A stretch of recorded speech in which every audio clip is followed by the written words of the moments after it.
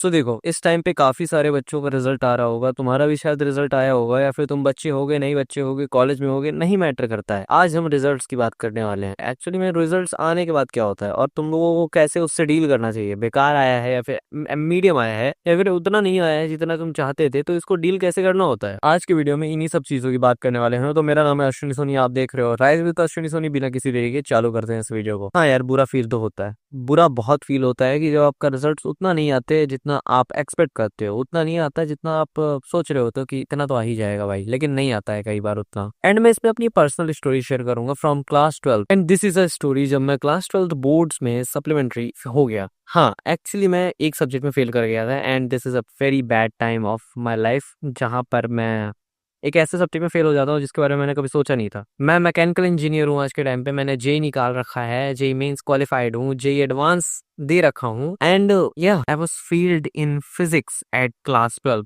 This is specially a huge thing for me because बहुत बड़ा झटका लगता है जब आप ऐसे सब्जेक्ट फेल हो जाते हो जिसके बारे में आपने सोचा भी नहीं होता कि कभी इसमें भी हो सकता हूँ यार। क्योंकि मेरा प्रोफेशन ही ऐसा है, मैं मैकेनिकल इंजीनियर आज के टाइम पे हूँ और कोई एक्सपेक्ट ही नहीं कर सकता कि एक मैकेनिकल इंजीनियर कभी भी फिजिक्स में फेल हुआ होगा। और जानते हो कैसा फील होता है? इतना बुरा फील होता है कि मैं बता नहीं सकता। आपको सबसे अपना रिजल्ट छुपाने का मन करता है कि भाई रिजल्ट किसी को पता ना चल जाए, कोई क्या बोलेगा, सोसाइटी क्या सोचेगी हमारे बारे में। बट द थिंग इज कि एट द एंड आज के टाइम पे कोई भी मेरे से बारे में ये बिल्कुल कोई पूछता ही नहीं है भाई। किसी को फर्क ही नहीं पड़ता मेरा 12th में कितना रिजल्ट था।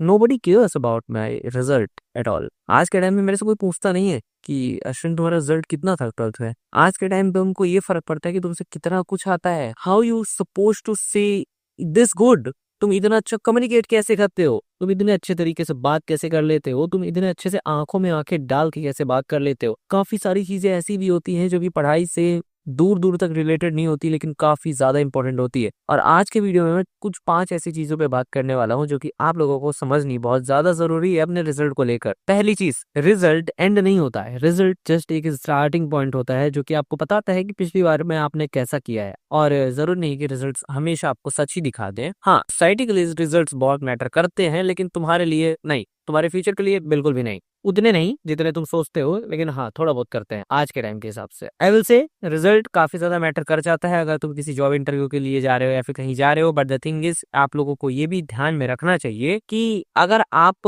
अच्छे से नहीं तैयार रहोगे, अगर आप स्किल्ड नहीं हो, तो तुम्हारा रिजल्ट अच्छा हो बेकार हो, तुम रिजेक्ट ही होने वाले हो। That's it. रिजल्ट कोई एंड नहीं होता, ये एक स्टार्टिंग पॉइंट होता है आपकी जिंदगी का। कोई भी रिजल्ट हो, ये मत सोचो कि ये एंड आ गया है, नहीं। This is just an starting भाई। सेकेंड थिंग, अगर तुम्हारे पास स्किल्स नहीं है तो तुम अगर हायर परसेंटेज वाले बंदे खुद भी होगे तो कोई मतलब नहीं है भाई। भले ही तुम्हारे 99% क्यों ना हो तुम्हारे बोर्ड्स एग्जामिनेशन में, तुम्हारे कॉलेज में अच्छे खासे सीजीपीए क्यों ना हो, लेकिन अगर तुम स्किल्स नहीं जानते हो, अगर तुमसे कोई काम करना नहीं आता है, तो तुम किसी काम के नहीं हो। चाहे जितना भी पढ़ लो, चाहे जितना भी काम कर लो, लेकिन अगर तुमसे कोई काम करना नहीं आता, सॉफ्टवेयर की दुनिया में हो, सॉफ्टवेयर चलाना नहीं आता, हार्डवेयर की दुनिया में हो, इंस्ट्रूमेंट्स कैसे वर्क करते हैं ये नहीं आता है, तो किस काम के तुम? तुमको कोई क्यों हायर करेगा, क्यों पैसे देगा, क्यों जॉब में रखेगा? So that is where you have to find your skill. तुमको अपनी स्किल फाइंड करनी है, नहीं आती तो मल्टीपल स्किल्स पे काम करना है एंड उसको अपने में पॉलिश करना है, ताकि ट्राई करना है कि तुम उन स्किल्स में मास्टर हो जाओ। मास्टर ना हो जाओ तो अच्छे हो जाओ, ताकि तुमको एक डिसेंट जॉब तो मिल ही जाए। उसके बाद फिर धीरे धीरे पॉलिश होते रहो और अपने आप उस स्किल में मास्टर बनते रहो। देखो, रिजल्ट रिजल्ट ज्यादा मत सोचो, अपनी लाइफ को जीना भी जरूरी है। और अब तुमने कितना ट्राई किया कि तुमने कितना नहीं ट्राई किया, ये भी बहुत ज्यादा इंपॉर्टेंट है। रिजल्ट मैटर नहीं करते मेरे हिसाब से। और ध्यान रखो, अगर तुमने मेहनत पूरी की है तो तुमको कहीं ना कहीं रिजल्ट मिलेगा अपनी लाइफ में।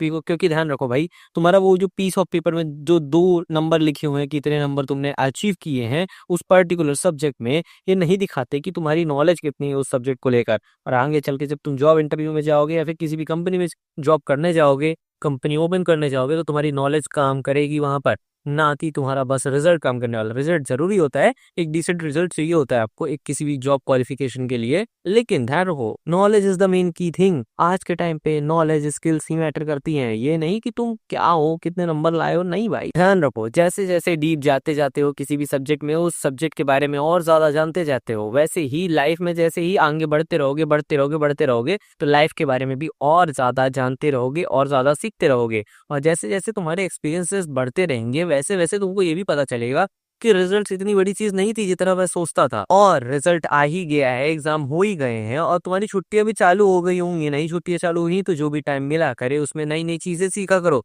किसी एक रूम में बैठ के पढ़ने से अच्छा होगा कि तुम बाहर निकलो।